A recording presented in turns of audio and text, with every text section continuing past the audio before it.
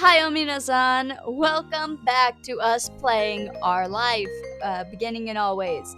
Obviously, I still, I checked, they still have not uploaded any kind of free DLC, so obviously, I don't know what to do about the naming thing.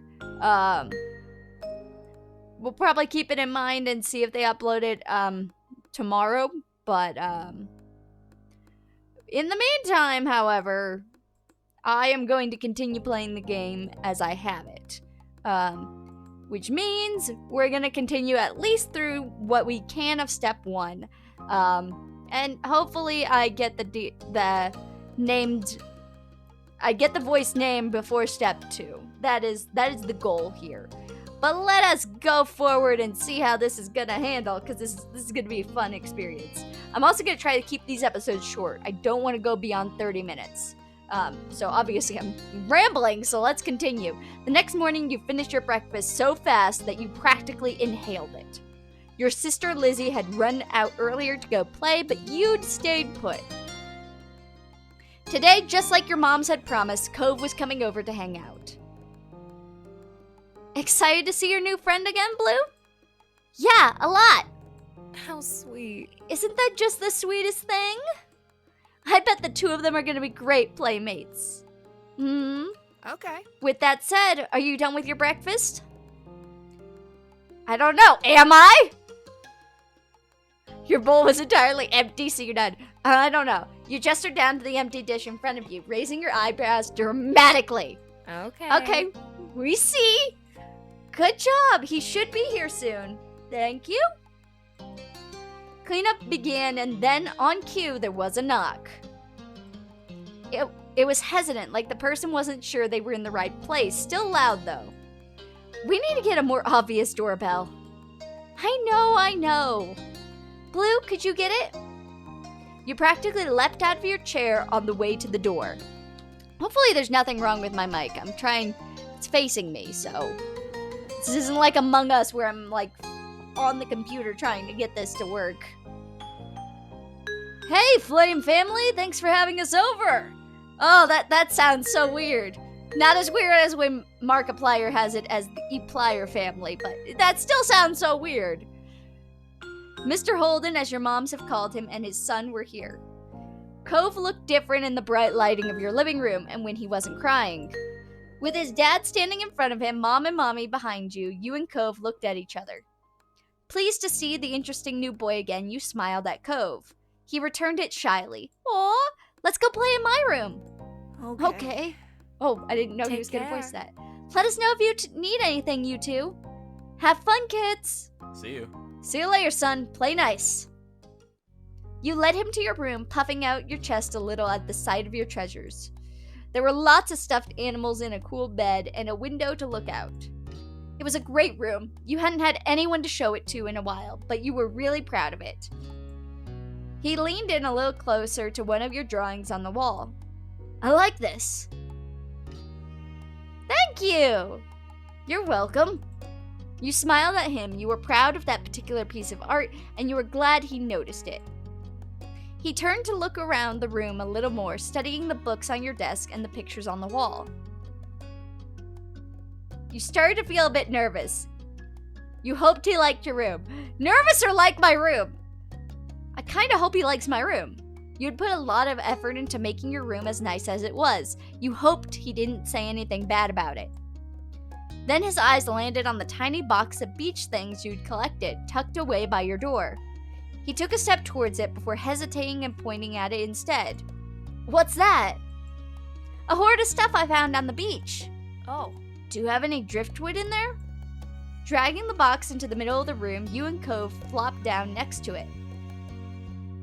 I think so. Yeah, see? You gestured to a piece at the bottom, still covered with specks of sand. Neat. This is a good collection. You got a sense from the tone of his voice he wasn't just saying it to be nice, or to be like Shiloh. He actually meant it. Oh, right, I almost forgot. Shiloh is gonna be here today. Shiloh? Lizzie's friend, or her #1 fan, I guess? Do I have to see him? It should be okay. I mean, he's Lizzie's friend, not mine, but you know.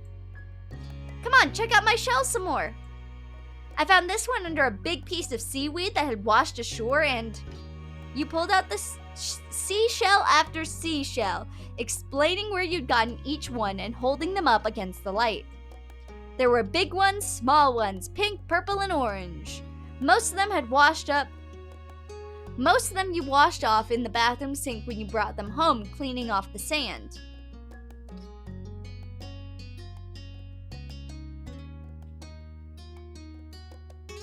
The collection was so huge and varied that you had lots of funny stories to tell for all of them. Apparently fascinated either by the stories or by the shells themselves, Cove listened with what looked like a full force of his attention. Like when you almost got pinched by a hermit crab while searching for shells, and after watching him scuttle back into the ocean, you found another empty shell that was almost a twin to his home.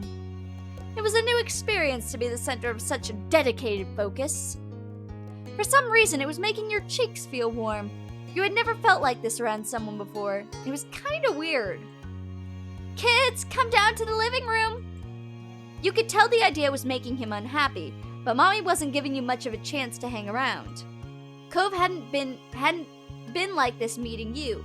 You guessed it was because he thinks you found each other by accident, not that a parent made it happen. Mr. Holden must be right in telling Cove his dad was part of that would be a bad idea. Blech. Before you knew it, you'd been escorted downstairs and deposited in the living room, ready for Shiloh's visit. Well, that escalated fast. We were just talking about seashells, and now we're going to meet another person. The two of you sat side by side on the floor of your home's entryway. I brought the box of shells. I want to keep looking at them. Okay, but be careful. I will. You weren't sure if you could trust someone else with your treasures yet, so you stayed next to him while he opened the lid and peered inside. Cove reached in and pulled out a big orange shell. Oh. Like he hadn't spoken aloud yet, he turned to you and held it up, his eyes shining. I think this one is the best of them. That one's my favorite too. Cove smiled at you and you both admired the shell together. It was a giant conch with shades of dark and light orange. If you held it to your ear, you could practically hear the ocean. I found this one last summer when I went to the beach on a picnic. The two of you were still sitting on the floor looking through your collection of beach findings when the doorbell finally rang. Cove jumped, startled by the sound. Since the person hadn't knocked, you figured it was probably Shiloh. He knew where to look for that. Lizzie's friend? You nod, but it didn't seem to make Cove feel better. It was already obvious that Cove didn't hide his feelings well. You could tell what he was thinking right away. I don't want to freaking meet this person. Get me out of here. This isn't a good idea. He'll be all right. He's here. We can't tell him to leave. He's at our only door, and if you go upstairs, he'll find you. Cove glanced around the room, his eyes wide, and finally paused with his gaze locked onto the back of the house. I can go out the window. He was already walking towards it. Scrambling to think of something to say, you stepped forward and then paused. Are you really gonna jump out the window? Do you want to break your other arm? Even I don't jump out any of the windows here, and this is my house. The distance from the first floor living room window wasn't far, but you could tell it made Cove nervous anyway. He touched the cast on his arm. The wind had clearly been released from his sails. I don't want to break any more bones. I don't think anyone wants to. Yeah. But I don't want to see him. I don't know him. I comfort you. It's okay if you're worried. Nobody warned you this was going to happen. Thanks. Shiloh poked his head into the living room. It was impossible to know for sure if he heard what you'd been saying or not, but you guessed that he had. Hi. Hi, Blue. Hi, Cove? Cove shot you an uneasy glance. Hi. Oh, Cove is adorable. I'm Shiloh. It's nice to meet you. Yeah. You have a lot of freckles. Oh, right, I do. What are you guys doing? We're looking at shells. Can I do it too? Yeah, well, possibly. I don't know. Cove shrugged and then looked back at your box of beach findings. What about that one? The plan for the afternoon, at least as far as you were concerned, was to sit and look at the beach thing some more. Because that was the most important thing in the world, and nobody can tell us otherwise because we obviously know what is the best thing in the world for us, an 8-year-old child, to look at shells with friends. You weren't really in the mood to do much of anything else, especially if Cove was having fun. Hey, check out the scallop shell I found. Cool, right? Ooh, didn't mean to click at that. It's a pretty color, kind of like my cast. The beautiful glittering pink did look a little bit like the wrap around his arm. Pink is such a nice color. Okay. Oh? Is it your favorite? Not really. What is? Maybe green or blue? It might be yellow. You can't seem to pick anything. Oh, those are all cool. I guess. Oh, Cove. Don't shut him down. I like those colors too. Awesome. Awesome! Both of them smiled. Like usual, it didn't take long for Shiloh to get fidgety. Lizzie was his favorite. Without her around, Shiloh didn't seem to know what to do with himself. And Cove wasn't like your sister. He wasn't that much like you either. Is Lizzie coming back? Don't know. Aw. Where'd she go? I think she's at the beach, probably. Is she playing at her park? Cove's eyes lit up at the mention of a park, and he looked towards you. There's a park? Yep, but it's old. Can you show me? I want to go. He started getting up before you had even answered. Shiloh jumped up beside him in excitement. Well, I hope you guys are excited to go to the park. Really, you do too, right, Blue? The park is fun. I love it. The park is pretty great. Yeah, it's right at the beach, so there's lots of fun things to do and lots of sand. I feel like I'm changing his voice every time I talk. Sorry, Shiloh. It has a jungle gym and a bunch of swings. That sounds like it could be cool. So are we gonna find Lizzie? I don't know. I never really wanted to see her. I just wanted to check the park out. Adrift without any direction, Shiloh finally turned to you. Okay. He perked up. Both boys wanted to go. It was only fair. After getting permission from your moms, the three of you were ready to head out.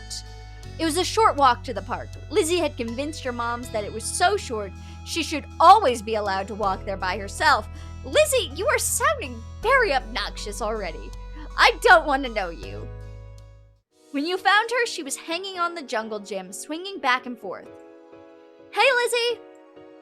Her face lit up when she saw you, her big brown eyes going wide. Blue! Shiloh! Hi!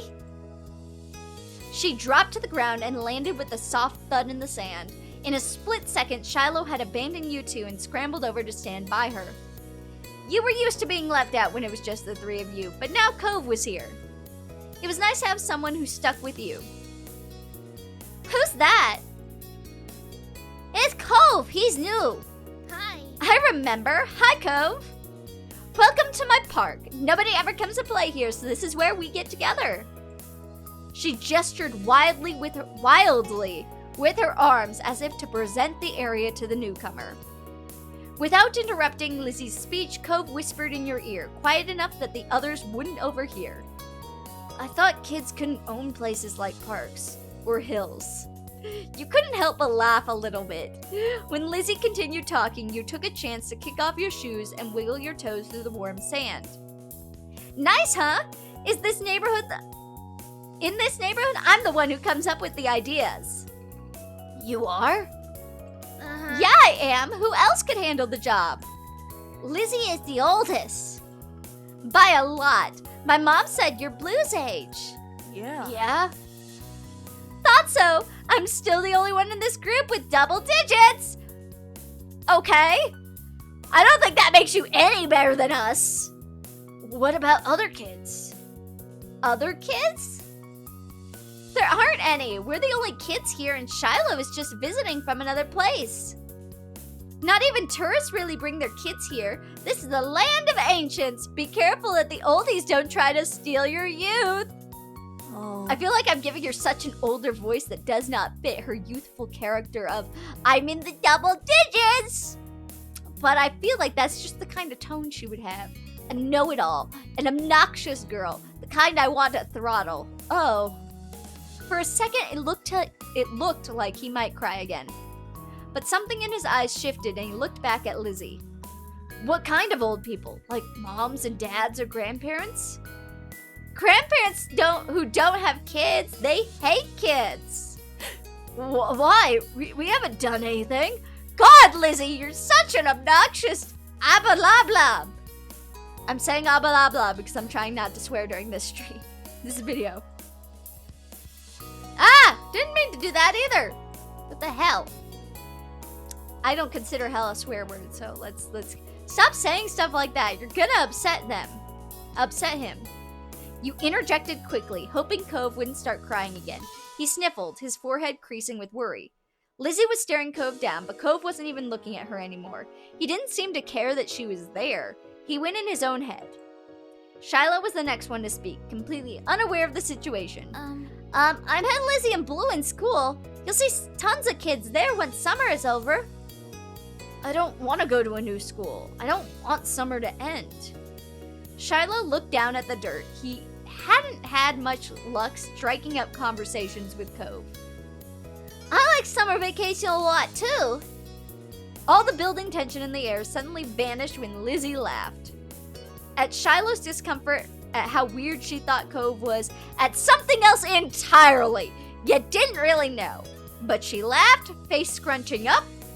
Okay. Welcome to Sunset Burg, Cove. Take a seat, put up your feet, and get used to it. You offered him a small smile, and that at least looked to reassure him some. For the rest of summer, Cove was always there. You saw him more often than Shiloh, and on some days when she was in a bad mood or busy, you saw him more than Lizzie. He became a staple of your everyday life, the way the sun and lunch and the beach were. Looking back on it years later, you would realize that you had a tiny crush on him right away. One that had made you want to spend as much time with him as you did. Of course, that was only the start of things. Oh, look at that! Well, we're gonna do moments next time. Or wait, no, it's only been 17 minutes. We can do a moment now. We'll do one moment now, and then we'll do the rest next time. I don't think we should run away yet, though. Firefly should be the very end. Library, shopping, sleepover. Well, that'd actually be really cool. Let's do shopping, and then we'll do sleep, and then we'll do more next time. Come back before it gets dark, all right, sport? The familiar voice drifted across the street and drew your attention away from the snail you'd been watching inch slowly across the pavement. Cove waited in front of his dad, pushing his green hair back off his face, from where the breeze was blowing over his glasses. He looked up. He looked to be paying only a mild amount of attention as he was being handed a few slips of green paper. It reminded you of when you first met Mr. Holden, although he's probably not paying Cove to be friends with himself. No, probably not, Blue. Cove's dad seemed to feel your gaze somehow, or maybe you made a noise. Because a second later, his eyes were on you. He waved you over with a smile. He looked happy to see you, but you still felt a little weird for getting caught. You gotta learn to be more sneaky. You brushed your hands together to free them of sand, then jogged over to join the two, smiling at Cove at first and then his dad. In turn, Cove shuffled his feet in place as you got closer. Blue, hi. How's it going? Good to see you again. What excitement are you up to today, Blue? Taking a walk. I found a pretty cool snail across the road. There's lots of snails around here. Mr. Holden grinned at you kindly. After you finished answering the question, Mr. Holden's attention returned to Cove, who was preoccupied with folding the bills he had into a tiny rectangle. Sounds fun, you know. Cove was about to hit the stores by the beach. Why don't you go with him? Yeah. Yeah, you can come. You immediately grinned at the idea. You hadn't been sure if you'd see Cove today, and now he was inviting you somewhere. This day couldn't get much better. Great, I'm sure you guys will have loads of fun. Mr. Holden reached into his pocket and pulled out a leather, I don't know why I'm tripping over my words today, guys. Pulled out a leather wallet filled with money. You found it odd since your moms only ever seemed to have cards in theirs. Here. He opened it to pass a crisp 10 to Cove, giving him a wink and a whisper. Get something for your friend too. Sure. Good kid. That's my boy. Cove's dad ruffled his son's hair as he was straightening back up, the bill in his hand still held out towards the green-haired boy. Take care. Cove accepted the bill after a second and slipped it into his pocket. Then, with one last nod to his dad, he turned and started walking. You followed after him, intrigued at the possibilities this outing might bring. Cove strayed towards the gentle tide creeping up the sand as you fell into place beside him. Bleh, not besides. It was a nice day. The sun was shining. There weren't many clouds in the sky, though the wind was coming off the ocean and kept it from being too hot. Thank God it wasn't too hot. That would be horrible if it was super hot while you're at that beach and you couldn't even, enjoy it.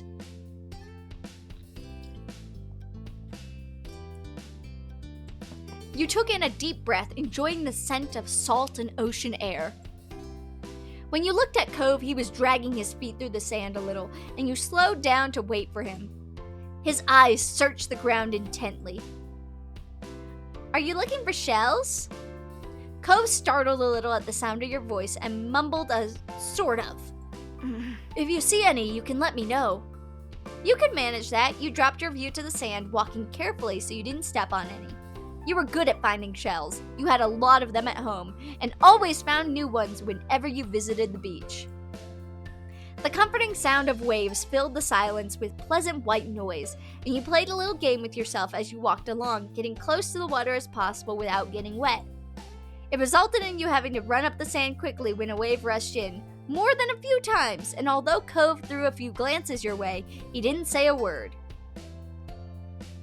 What'd you want to go to the shops for? I need a new sand pail. Yeah, what happened to your old one? Cove narrowed his eyes and seemed to think deeply for a second. Well, It disappeared. What? Really? Cove ducked his head down, lacing his fingers behind his back. It didn't seem like he was going to continue, so you nudged his arm. How did it happen? Well, Cove opened his mouth and shut it again, considering. I took it to the beach one day. Uh-huh. When I got home, it wasn't anywhere. You left it there? Nope, it wasn't at the beach when I went back. Then you lost it. It disappeared. So... What about you? What do you do out here? I like to build sand castles. Last summer, Lizzie and I built one that was as tall as me, and sometimes they have sandcastle building competitions down by the boardwalk. Cool, I bet you could win. You smiled at Cove. Maybe the two of you would build one together one day. Once you reached the shopping area, the noise level grew exponentially. No longer just waves and footsteps, but chatter of people enjoying the lovely summer day, the call of birds trying to find bits of food left behind, and lots of salespeople trying to get attention. You sniffed the air as you walked beside Cove. You could smell the ocean, but there were other scents now too. Pizza, pretzels, hot donuts. It's nice. The energy surrounding the area seemed to fill you, and there was a bounce in your step as you began to look at all the familiar sights. There were so many things to do you didn't know where to begin. You looked at Cove, hoping he was just as excited as you were. Cove was glancing from one side of the street to the other with a look in his aquamarine eyes that you couldn't quite work out. What's that? Cove pointed at a large crowd of people gathered near a few tables with large, colorful umbrellas blooming from their middles. Middles? You couldn't see past the adults who were blocking the way, but you knew there must be something worth seeing. Without another word, the two of you hurried over to see what all the commotion was about. Sorry, all this talking, just constantly trying to be correct on my pronunciation, is screwing me over because I'm not doing a good job, am I? Oh. Feast your eyes on the amazing Alexander! In the center of a crowd was a man with a tall hat and a funny green coat that had 3 long tails. There was a little table next to him with a cloth hanging over it that said, "The Amazing Alexander," in glittery gold script. Why tell people his name if it's already on a sign? Cove hummed with understanding, then turned to walk away just as the Amazing Alexander began shuffling a deck of cards. Maybe we could stay and watch?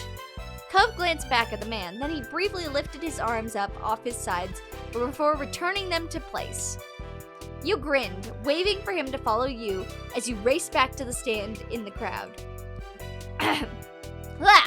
With that, it began. The magic man pulled out one card of the deck, showing it to the curious onlookers. It was a 4 of diamonds. Watch closely! You did, squeezing it through a few of the adult onlookers to get a better view. Suddenly, the man snapped his fingers and the card just disappeared. Whoa! Da-da-dots! Da-da-dots! Cove doesn't know what to say, so it becomes da-da-dots. The Amazing Alexander, who had earned his title, turned his head and looked directly at you. He reached out with a kind smile. What's this behind your ear? Nothing? It was true, you didn't keep anything there.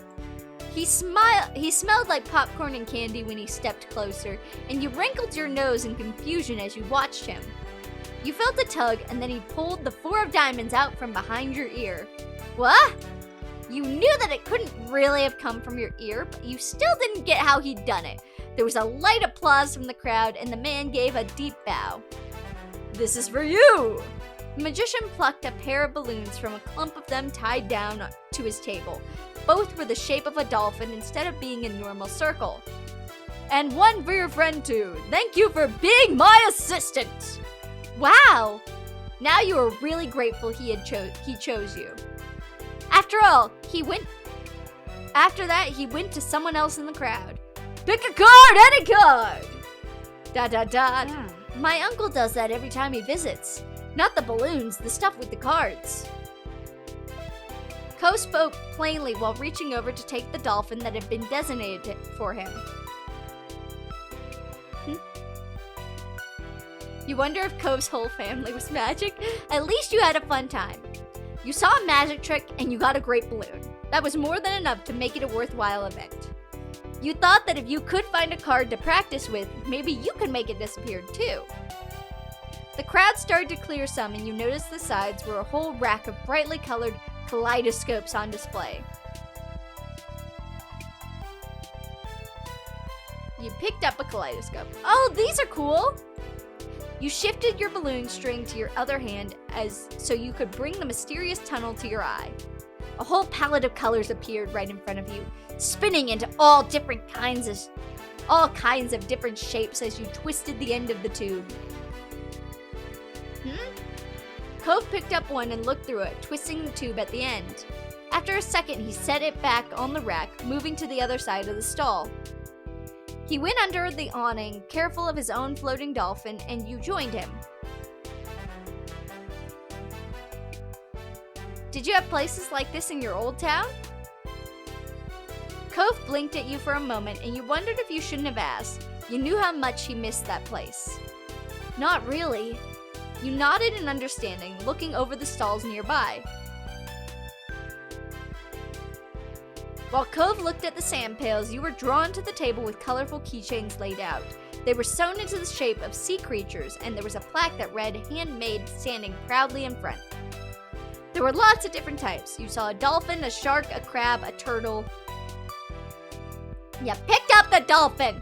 Your hand stopped on the dolphin, so similar to your balloon animal. It was made of a bright material that caught the sunlight when you picked it up. You remembered once seeing a pod of dolphins swimming out in the distance at the beach, jumping out of the water and splashing as they dived back in again. That was a great day. You were instantly enamored. Checking the price though, your heart fell. $6. You didn't know how much about money, but you thought it was a lot to spend on one thing. You rarely had more than a $5 bill to your name. Is that what you want? Huh? Oh, it's $6. I didn't bring any money. Alright. It's fine. His dad gave him a 10 for us, so fine. Really? Are you sure?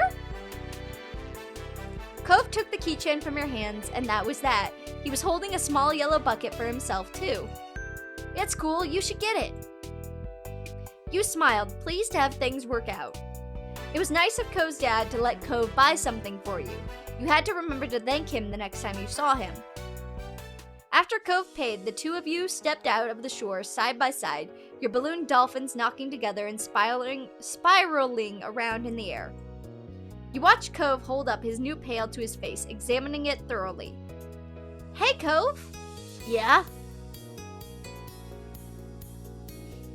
I really like this keychain. Thank you. Cove looked over and you held it up so he could see better. I like it too. Cove looked further down the street where different food carts were lined up. He rested his non-cast arm over his stomach, just as he did, yours let out a light growl. You hadn't eaten since breakfast, and after all this wandering around, you were definitely ready for some lunch. Let's get some food. Yeah. You two wandered around a short while, looking at all the delicacies that were available. Everything looked delicious, and as the different smells, both sweet and salty, wafted over you, your stomach growled even louder. After passing up hot dogs, snow cones, ice cream, and pizza, you both agreed on pretzels. Cove got something sweet and cinnamony, and you got one with cheese. You licked your lips hungrily as the vendor handed your pretzel over, ready to take a big bite. It was covered in gooey, melty cheese, just the way you liked it. It seemed odd to get a dessert pretzel before eating a normal one. You found an empty table close enough to the beach that the grit of the sand made terrible noises when you dragged the chairs out to sit down. These balloons are gonna make it hard to eat.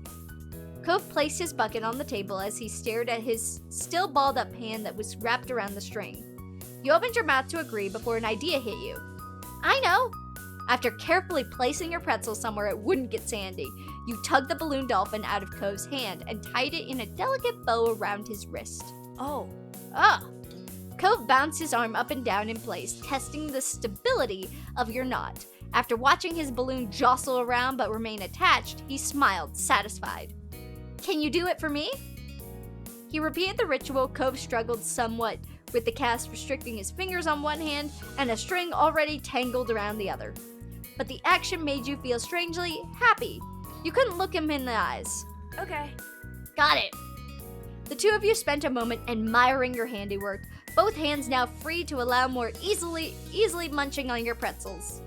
You bit into the doughy treat, savoring the taste on your tongue with a smile as you looked over the ocean. After a time you finished your pretzel, you were done before Cove. It was boring not having anything to do. You pulled on the string of your balloon to bring it down to your level, then you held the dolphin in your hands, manipulating it to make it look like it was jumping through the air. If you turned to face towards the beach, it almost looked like it was swimming in the waves like a real dolphin. A laugh came from your side. When you glanced back at Cove, he had left the remaining parts of his pretzel on the wrapper and he was gripping his dolphin too. My name's Jerry, she's actually an alien! He's the Prince of Dolphins. Mine is Merryweather! He's the Prince of Dolphins, that's it! He wears a crown made of seaweed and all his friends are merfolk.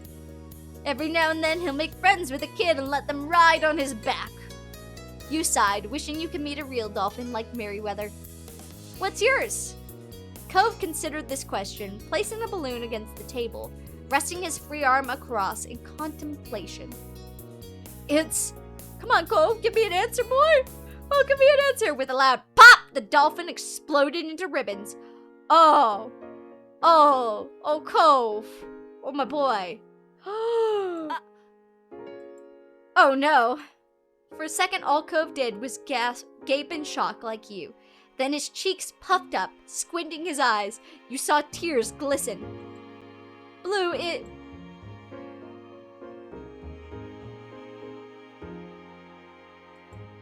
Don't cry. You quickly pulled a knot around your wrist loose and passed your balloon over to Cove. It wasn't the same color, but you hoped Cove would accept it anyway. Here, you can have this one. Cove sniffled, a lone tear running down his cheek. I don't want to take yours from you. Then we're sharing. It's your turn to hold it. Really? Yeah, it's okay. Cove accepted the balloon delicately, probably to make sure this one didn't pop like the other. Thanks, Blue. Seeing him like that felt much better than keeping the dolphin for yourself.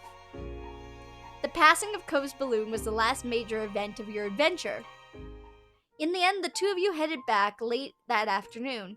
You separated at the beach, and while Cove went straight home with his brand new sand pail in hand, you decided to sit for a while. You watched the waves and the sunset, fiddling with your new keychain. Another summer day was drawing to a close. It had been great going around with Cove, and you hoped to do it again, but next time you wished nothing would happen to make him cry. And there we are, everybody! Wow, look at that! That took 20 minutes. It took 20 minutes! But anyway, thank you all so much for joining me on another episode of Our Life Beginning and Always. We'll do a couple more of these steps and finish up, do a couple more of these days for step 1.